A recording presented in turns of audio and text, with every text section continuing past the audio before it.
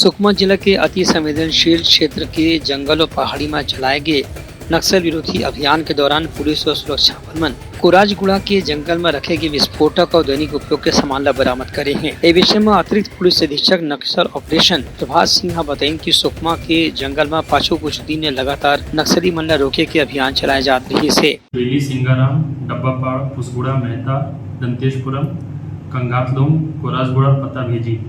इस क्षेत्र में ये सूचना थी कि कुंटा एरिया कमेटी और किस्ताराम एरिया कमेटी के लगभग 20 से 25 सशस्त्र एवं वर्दीधारी नक्सलियों की उपस्थिति है।